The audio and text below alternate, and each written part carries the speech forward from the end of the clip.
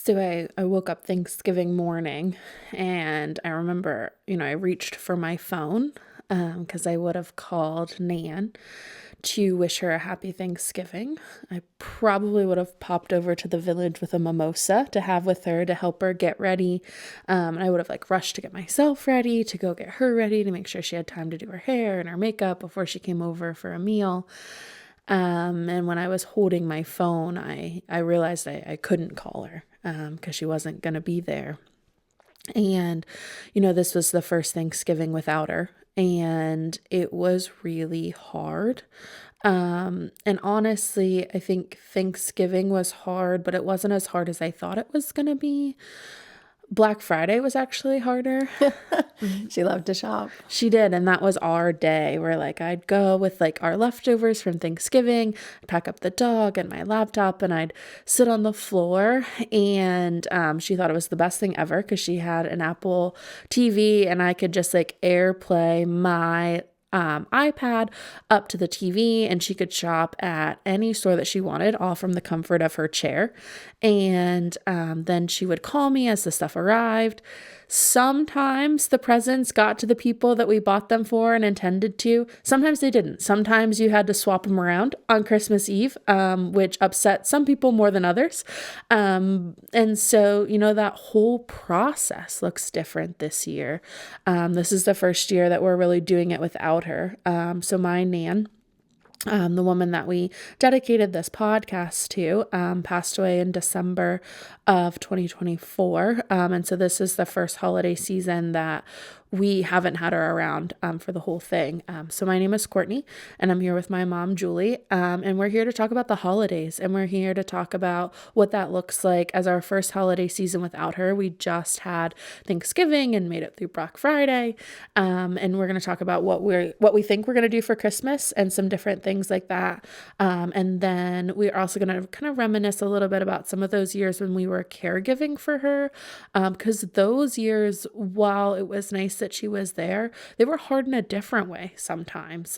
She wasn't always the easiest personality around the holidays. She had a very specific idea about how things should be done, and when she couldn't do it that way anymore, we had to do it for her. And we didn't always do it the way that she would have done it, and so you're always combating the exhaustion of caregiving with the fact that you're trying to help her do something that she wanted to do for herself. Well, and there's just so many lessons in everything you just said, Court. And that's the whole point of this podcast is it's a phone call that we hope to let you know that you're not alone, that this is hard. This whole journey is hard, but there's things that you can do to make it better.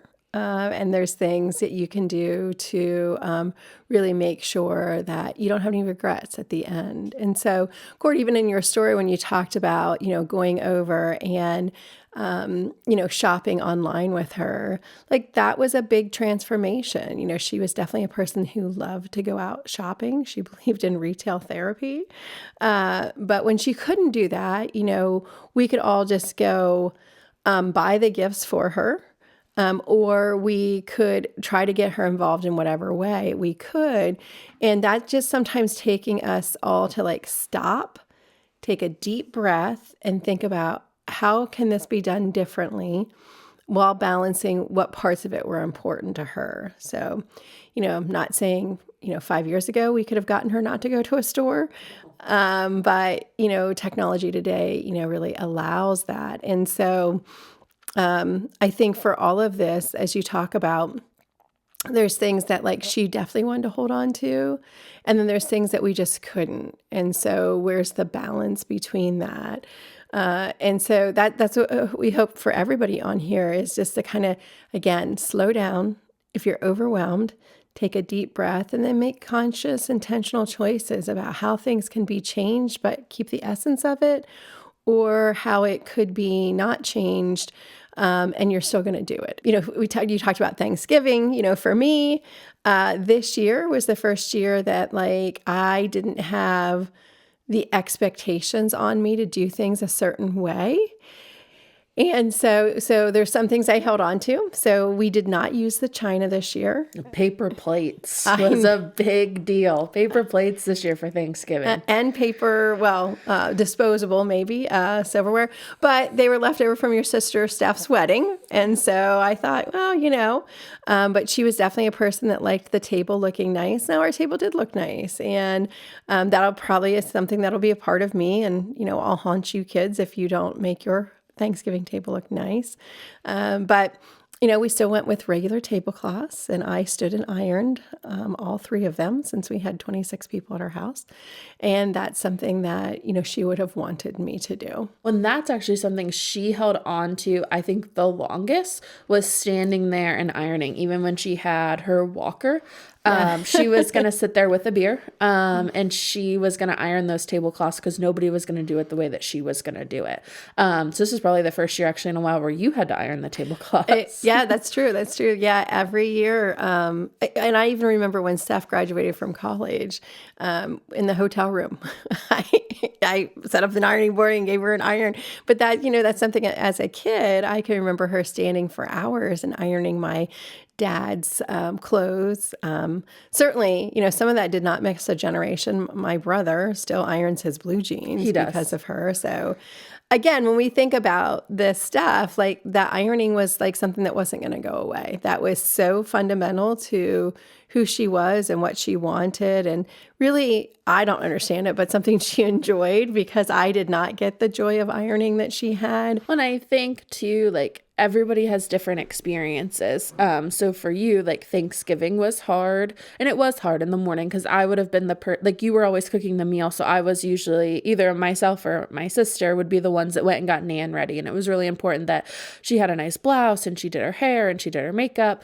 Because she would tell you it's like the one time of year she got to leave the village. I'm here to tell you that we did let her leave. Yeah. She was not stuck in there, even if that's what she would have told you.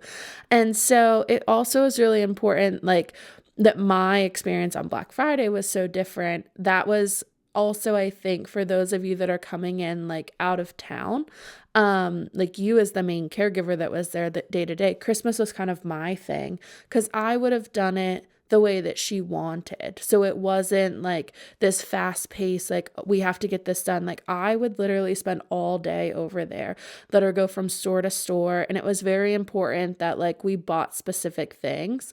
And I would say we learned maybe later than we should have to make a list as we're actually shopping. And give that to me while I was wrapping so I didn't have to call you and say, who do these go to? Because what she's telling me I don't think was right. Well, because as we got older, so maybe when we were little, so there are 5 of us. And, for years, Nan always did Christmas Eve. So Christmas Eve or Nana's Day, as we would affectionately call it, that was her day. And, we went from when we were little kids to these huge piles of presents with these Gymboree boxes and like all of this stuff. And you could kind of tell by size because we were all different ages, we were different sizes, and the sizes fell in age order, which was very important to her. I can't tell you how long it took me to explain to her one year that my cousin Abby, who's like maybe 5 foot tall, even though she's older than my brother, who's 5'11", DJ does actually wear a bigger size. That's true. That's right. True. He has like 10 or 11 inches on Ab, like his pants need to be longer. That took a while to like resonate, and that caused some of the confusion when the presents would come.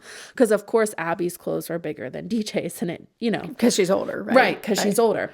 Although I would like to point out that you this year bought everybody pajamas, and you used some of that logic in there because when I pointed out, like, what size did you get for one of the people? You're like, well, she's older. And I'm like, yeah, but she's little. I did. We might be sending back a set of those pajamas and getting a smaller size. In my head, they're like all the same size. But I hear that now. Some of those things can't be unlearned. And so, hey, at least I didn't get her a large. That's true, but I don't think the medium's going to fit her. I mean, I was going between an extra small and a small. and you purchased the large. Now, they're jammies. So, Medium, not the large. that's medium. That's true. They're jammies. They can be a little bit big, but, we don't know. We don't know. It'll be all right. We'll figure it out. There's still time to get new matching pajamas for Christmas. But, I would sit with her and, we did make it, she used to do like this whole thing on Christmas and there would be these huge piles of boxes. And, we really, as the years went on, like she got people 3 gifts. And some of that was so that, we could monitor it. It made it easier on us. There's so much because like a caregiver is not only getting themselves ready for Christmas. So if you're a caregiver listening and you have little kids, like that's a lot to organize in and of itself. And now you're trying to help this person be as involved in their Christmas as they want to be. And so, we really kind of skinnied it down and say, okay, 3 gifts. And so she always got a sock. So that was always the first thing I helped her buy, was the socks for everybody. Now, much to her chagrin, people have really kind of gotten opinions about what socks they like and don't like. So like, I know it was really upsetting. I'll never forget the Christmas where DJ, my brother, doesn't get gold toe socks anymore. And I thought Dad and Uncle Buddy were going to like, I don't know, pounce on him. Like they just didn't understand why you didn't want gold toe socks from Macy's. So, Nan always bought those and DJ was a boy. So the boys got the gold toe socks. Like there's a lot of logic here that you have to follow the whole way through. And I had to explain to her that like, boys in high school don't wear gold toe socks. Right. They don't. 50-year-old men, gold toe socks. 15-year-old boys on the basketball team, not wearing the gold toe socks. They're wearing Under Armour or Nike or whatever it is that my brother wanted. And so, that was a transition, but everybody gets socks. And then everybody got a bag of toiletries. And that stuff, as you know, is very expensive anymore. And so that was always something like it would almost take me the whole month of December. It's not really stuff you can buy online necessarily. I mean, you could, but to really kind of like go through CVS and make sure we're using coupons and different things like that. Because again, there's a financial component to some of this if they don't have the money to provide it. Sometimes you're fronting some of the money for these holidays and it's on top of what you're already doing. But it takes time. And so you have to weigh, like, are you willing to put the money in? Are you willing to put the time in? And that's where I think sometimes, me as like the out of town kid, like I was really able to say like, okay, in one day we got all of the stuff bought for Nan, or I'm going to go do the rest of it and I'll bring it home with me. And then you were kind of just in charge of like wrapping, or we would, honestly, like some years we paid like my cousins, Emily or Hannah, cause it was all, once we figured out how to organize it, like we would pay them to go do it. And that was nice for her cause they would go right into the village. And Nan liked them. They were always around when we were growing up. So even though they weren't her grandkids, she had seen them grow up. And so they were able to wrap all of the presents and different things like that. Well, and it was nice that they wrapped them in front of her. So that, again, thinking about like this caregiving journey and thinking about like what we want people to hear is that one, we very much decided what her priorities were. So we couldn't keep everything, but we kept some things. And so presents were really important to her, and the way that she did it was really important. So we kept that. And then, like when you guys were younger in high school, you guys would go over even and wrap with her at some points in time. Not so much you, but your younger siblings, like, cause she had lived there for 8 years, and, she had mobility problems for a lot of that. Although she would do it herself, and then if not, I paid some of my nieces and nephews who weren't on like that side of the family, but it could be your kids' friends. It could be somebody that from church. The idea of it is, and whether you celebrate Christmas, Hanukkah, whatever you celebrate, when we think about these things, again, it is important to stop. Be intentional. So we kept the Christmas gifts the way that she liked them. And you did really kind of head that up and just kind of kept me informed. We joked about the ironing, but the other thing was the pumpkin pie for Thanksgiving, where again, she was the person who had cooked the whole Thanksgiving meal. And it was hard sometimes to have her. She wasn't really able to stay at my house the whole time I was cooking, but, she really always made the pumpkin pie. And that's something we could take all the pumpkin pie stuff over to her where she was at. And again, remember, she was in a facility, she was in a community. And so, we want people to hear, like, we took that stuff in there and did it with her there. Like, and maybe we could or couldn't, bake the pie there, but we certainly, had her do every other part of the pie. And sometimes that was Steph. Yeah. The other thing is that, I want people to hear, like, now Steph knows exactly how she does the pie. Like, so sometimes when people pass away, we think, oh, how did they do that? And we never ask. And, I'm not suggesting that you just call up and say, hey, I want the recipe in case you're not here. Right.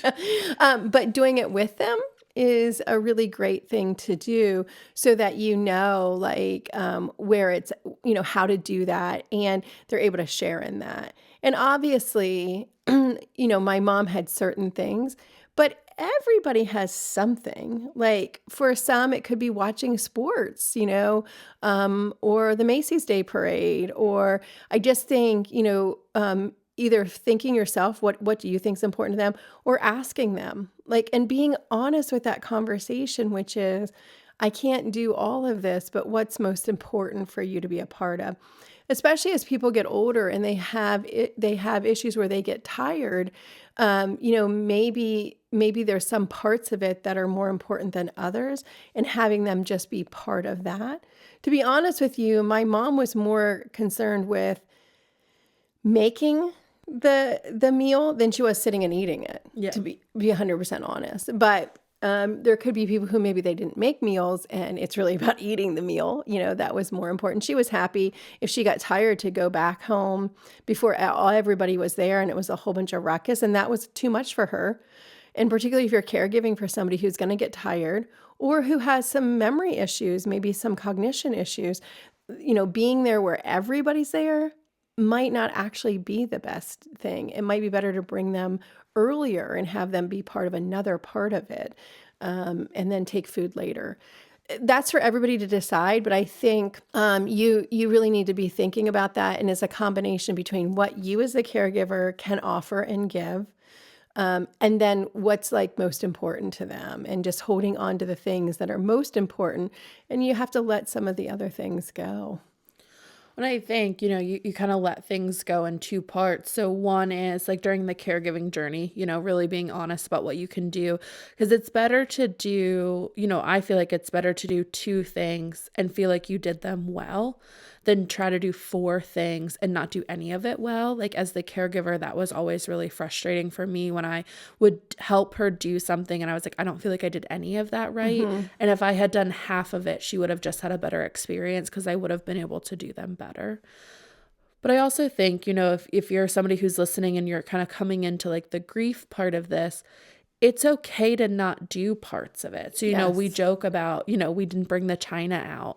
So my sister Steph always made the pumpkin pie with Nan. And honestly, I didn't exactly remember how to do it. It's been a long time since I've done it with her, but I always made the pumpkin rolls. And so you made those early.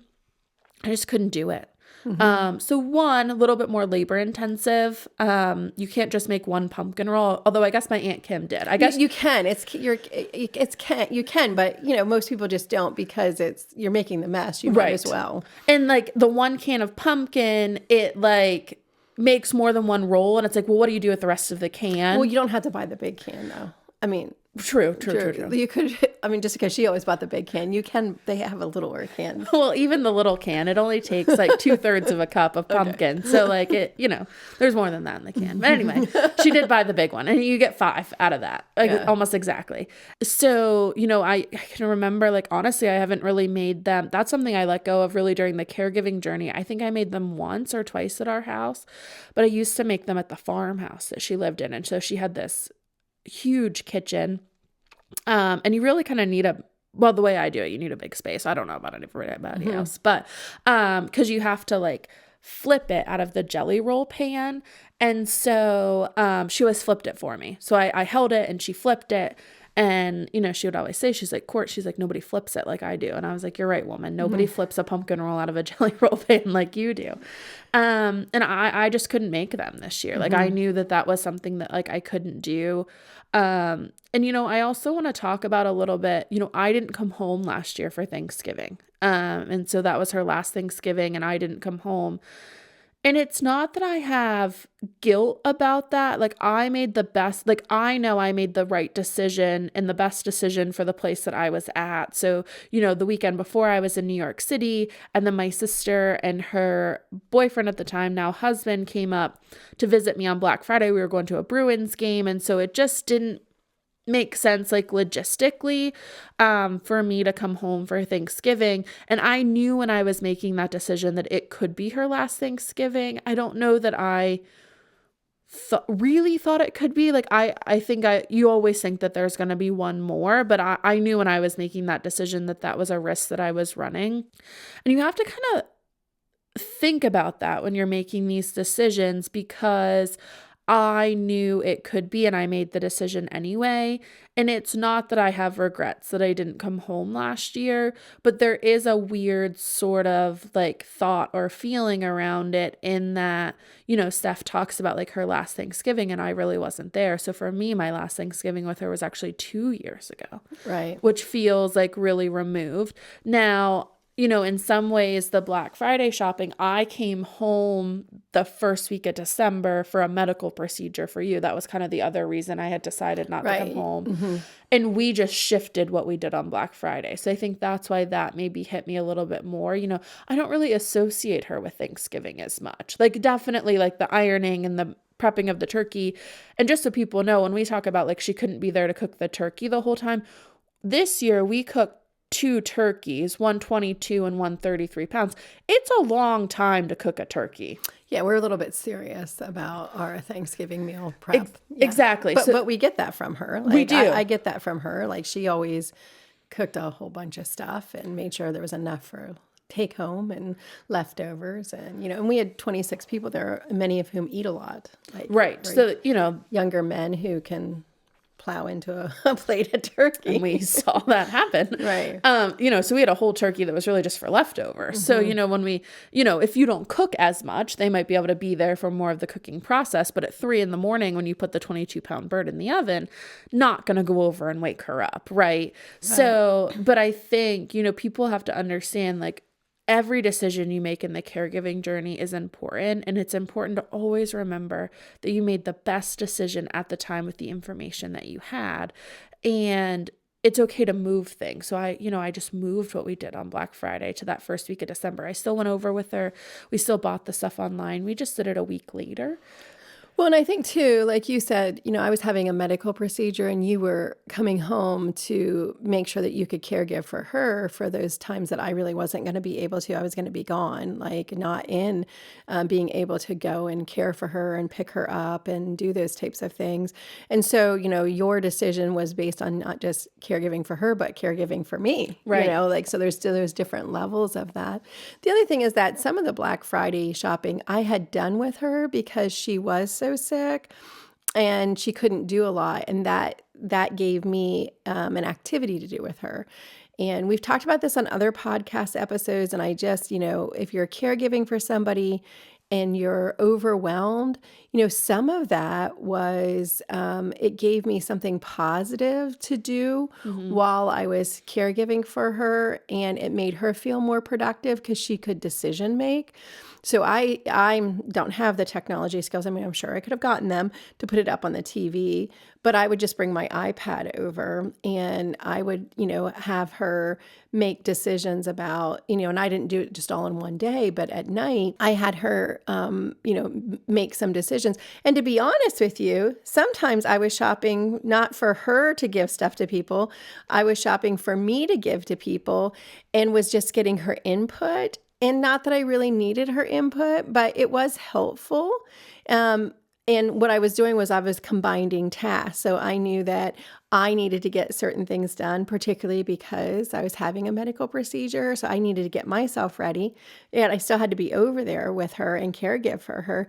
So, like, I just combined the two things together. And again, I think this is a really important thing for caregivers to know, because I feel like it took me a while to just figure this out. I kept compartmentalizing my life. Okay, like, I need to go do this. Like, I get home from work, I eat, I have to go over and be with her, do the things like clean, cook, like do all kinds of things for her, and with her. And then I come home and I don't know, get up at 4 a.m. and start like doing Christmas shopping or whatever my other thing was. And what I learned was, let me just combine those things. Let me go over and whatever's on my list to do, let me do that. And even if it's in some modified format, with her. And even if I don't get it all done, if I get a third of it done, it's still better than having gotten nothing done. Right. Like you still moved it forward and she felt like she was involved. So like, Yes, and give her a sense of purpose. Absolutely. I mean, so like, and think about like, if you're coming into a holiday where like the food is really important and you're going to order it from the grocery store, like on Instacart or Uber Eats or, Amazon Fresh or whatever. Or even just Make your list. Like, or if you order it from a restaurant, like there's nothing saying that you can't sit there and do it with this person if they were the person that used to do it, or even if they weren't the person that used to do it. Like there's nothing saying that like you couldn't pack up a bag of presents, your own presents that you're going to give to people and wrap them in front of them and they feel like they're part of the process. You have to think about like, I think the combining of things, because then she felt like she was involved in more of the process and not just like pigeonholed into like, this is all I can do. But it also gives you something else to talk about instead of how are you? Because she wasn't good. Right. And we could talk about the weather. I mean, she loved the weather. So she grew up on a farm, you have to make hay when the sun's shining. So, I mean, weather was always something good, but like you can only talk about that so long. And I think that's kind of the problem in caregiving is that every conversation, I'm sure she didn't want that to be about her and her illness and her diagnosis and where she was at. It gave us, something really to discuss and, just talk out loud about that she could be a part of. And, for that time period, forget that she was sick. And I think that goes into decorating too. So decorating for whatever holiday you're going to do. We talked about it on a different episode with Eloy from the Dementia Village about how, there's all these things out there that say like you shouldn't decorate for Christmas if you have a person who's diagnosed with dementia. And, that was one of the things that stuck with me when we were in the Reykjavik is that they do decorate for Christmas, but Nan always decorated for Christmas. And now she's in a facility, a lovely facility, and she was able to bring decorations in. But for so many, like that can look very different. But for her, like I can remember being a little kid and like she had these like light up deer that she used to like put in her yard. And it was a big deal to put the deer. And then like, I think we like used to hammer like a stake into the deer. Yes, they didn't blow away. So they didn't blow. That would be correct, yeah. But they were freaking heavy if I remember correctly. Like, I don't think they were blowing away on their own, but yeah. No, they could have blown over. I mean, the wind does, if there's That's true. A storm in north central Pennsylvania. I think she was more concerned that they like we don't get like tornadoes. Like they weren't gonna like they weren't gonna swoosh up in the air, maybe blow over, yeah. But they weren't gonna like show up at Aunt Ruthan's, for example, the farm next door. And so I can remember being like a kid and like you're hammering these like deer, and so decorating at her house it took a while. I can also remember like the tree she used to have. Mike Moore sometimes would decorate her tree and it was beautiful. And I can remember as a little kid, cause like I was going to mess it up. Like we used to sit on the steps and we would just watch Mike decorate the tree cause we were little and we didn't know what we were doing. It was very different at our house. Yes. Yeah. There was no perfection in our house. Yeah. No, but hers was. And there was a different theme every year and Mike always did a beautiful job. And then we would go out and see Mike's tree, which was always really fun. Again, you couldn't touch anything. We just sat there and looked at it, which as a little kid was really hard, but it was beautiful. But for her, like, sometimes I think people decorate all at one time. You feel like it's something like you have to do. But again, that's something that like you can kind of do like a little bit at a time. And for me, the thing that says Christmas the most is when she would get her nativity scene out. And so that's a Hummel nativity scene. And again, I can remember being a little kid and you had to clean. So she put it on the TV stand in her living room and you had to like dust it and clean it.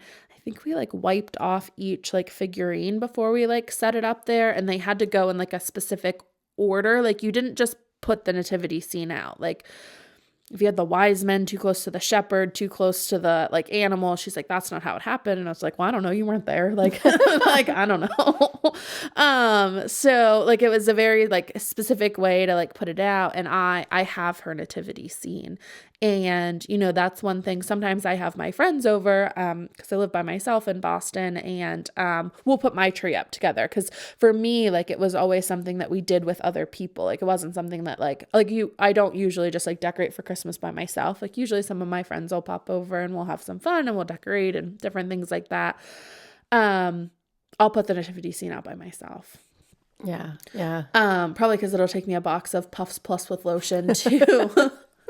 To get it. Yeah. You don't want to be doing that in front of your friends. No. Right? But I will put the nativity scene out. And I, you know, even like at the village, like she put her nativity scene out, and she didn't put as many decorations out as when she was at the farmhouse, but it's something you could do like over the course of a week or 2 weeks and just put like a couple of things out and see how that looks. Well, and one of the things I did, you know, when I knew like this was maybe, her last year or one of her last years for sure.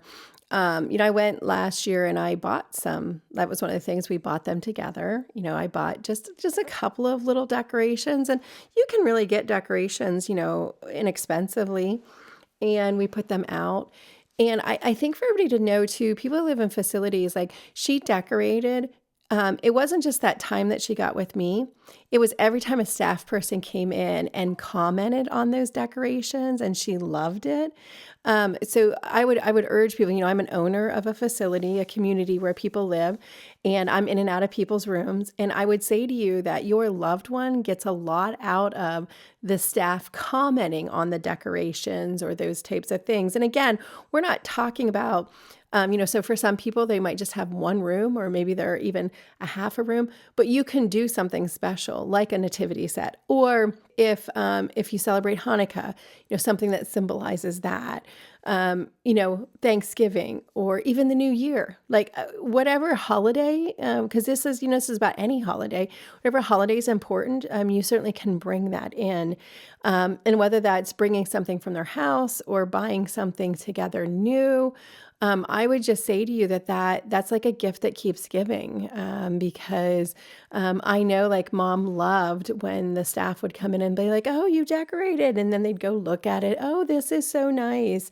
And again, we're talking about, you know, maybe some garland and, you know, a little bit of lights, some candles. We're not talking about like a huge amount of decorating. Right. Like she didn't put up a tree or anything like that. Yeah. She had in years past, but that, you know, we stopped that after, you know, within probably the last 3 or 4 years, because again, it was maybe too much. You know, again, we were kind of figuring out what's the most important things to keep. And actually the tree wasn't it, you know, because like you said, she often didn't decorate it herself. She often had somebody else. So yeah, so that wasn't, but the nativity scene, she always put out herself. And so that was important. And she always had candles in the window. So, you know, we did that. She always liked lights. She always liked candles. So again, like, you know, those types of things that she really liked is what we really, really wanted to keep.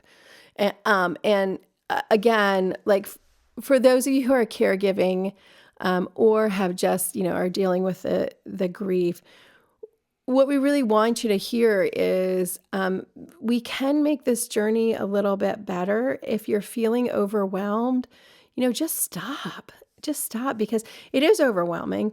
And like reprioritize what's the most important things, so that we make sure we get to the things that are the most important. And if we don't get to everything, we don't, you know, it's not going to matter. I mean, your loved one just needs to feel your love, have a sense of purpose.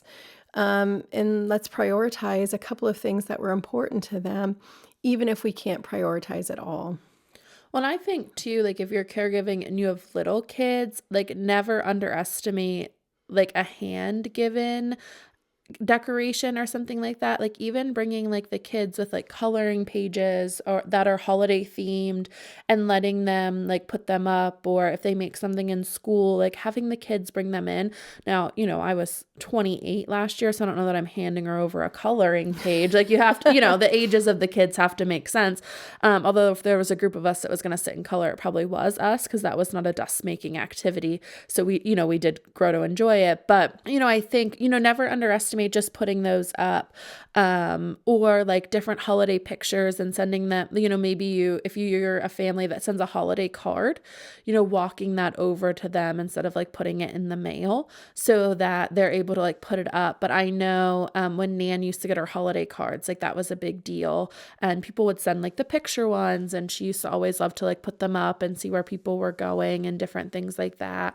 So again, just thinking about what's important, but it doesn't have to cost like extra money too, like just printing out a coloring page and having the kids color it when they're sitting there or something like that. Like I think you can really think about things that make it nice that they can talk to the staff about, that aren't maybe like adding one more thing, and that makes a nicer visit for the kids. Because sometimes like if you have little kids, it's hard to, you're caring for your aging parent, you're also, what do you do with the kids? And if they're going to color or put something together, it can be a nice thing for them to do as well. Again, we would just go over and clean, or, we were older, so we could take her to go get stuff. But I think, never underestimate some of that stuff as well. And Cor, before we wrap this up, I just want to add one other thing. And we did talk about this on another episode, but I just think it merits repeating. Don't forget the just the power of touch. And so like giving your loved one a real hug. Like I know for her, sometimes when we were there, like she would, you just hug her while she's in her chair. But I know like on the holidays, she would say like, she was standing up with her walker, and she would say, I got better hugs, And, so, whether that's a dog that you bring over, a little dog, or, younger children that can sit with them, like don't be hesitant to try, even if it's for 2 seconds, and let them, touch and feel other people, because that's something that they lose. And that's something all of us need. And I think, too, one of the things I want to touch on just real quick is the food. Like we talked about it with Thanksgiving. We've done a whole episode on food. Food is obviously very important to us. It was very important to her. But I think, we have changed some of the food that we've done for Christmas Eve to make it easier. It's warm. I know you have a thing about the temperature. It never bothered me. But yeah, but it's funny because that goes back to my childhood versus your guys' growing up as grandchildren. But yeah, go ahead. Yeah. So when Mom started making the ham, Nan would always make it earlier so that it was done and it was ready. And it was cold, but we ate ham sandwiches. So and potato salad. I love the potato salad, and we don't have potato salad anymore. I think I'll try and make it this year. It's okay. It's fine. But we have supplemented it with other things that she would like, which is when we took it over. And I think that's important is, when the holidays get passed, kind of from generation to generation, we didn't just change it all at once with things that she wouldn't like. So like it's funny. I was sitting here as we're recording it thinking about, oh my gosh, I always got the clam chowder from Legal Seafoods. I already bought it. It's in my freezer. Got it. Okay. So I don't have to bring it home. Yeah. So usually I would drive it home from Boston. But that's a good point because that's something I supplemented, but it's something she very much likes. She does. And so it got the point across that we could have it warm. It was in the crock pot. And then we have a warm ham sandwich. We're pulling the ham out as it's done. Baked beans, which are warm. Yes. But we got rid of any cold foods because some of us don't like it when our food isn't the right temperature. But I think, that's something to think about too as it passes down. Like things will naturally change and you do have to change it. And I really want people to hear that is it's okay. It's okay that it changes, and really prioritizing like The ham didn't change. Like it was No. still her Well, the ham ham. is way too good to change. It Like, is. It we really couldn't. is. Like we couldn't, God forbid, we changed the ham. We just changed the temperature of the ham, Yep. which is a We change. just serve it while it's warm. Yep, and that's not something that bothered her. But we still put the cheese on the plate in the little slices the way that she would have wanted that to be done. But we could be doing away with that this year. Okay. No, I'm just joking. That feels like a lot. Do I think that we need to take the ketchup and mustard out of the bottle and put it into a bowl and then take it from the bowl and put it back into the bottle? I don't. I think if Oh, no, I do. for God's sakes, what are we doing that for? Because it looks nicer on the table. I know, but we could do it buffet style, and then if it was in the kitchen, it wouldn't even go on the table. I know, but you can't just put a container out there. You have to like make it look nicer. She would really want that. Okay, well, I'm not doing the dishes. That's what I'm not doing those dishes. And so I think too, what you should hear is that everybody has different experiences with it, and so like if we drove to Boston and had it, you'd be getting the mustard out of the freaking French's container. I'm telling you that for sure. Okay. And I won't, as I age and I have to do that, I won't get upset about it. I won't make a comment, I promise. All right, well, you heard it here first.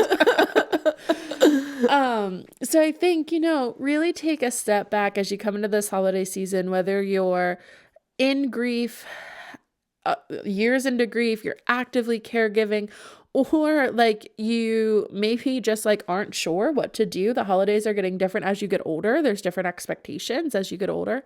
My sister got married this year and I told her she's now married and she should have to provide a dish, That's true.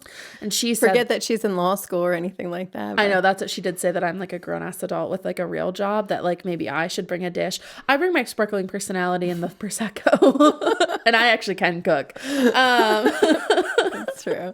So Well, you made a good sweet potato casserole. I did. For Thanksgiving, yeah.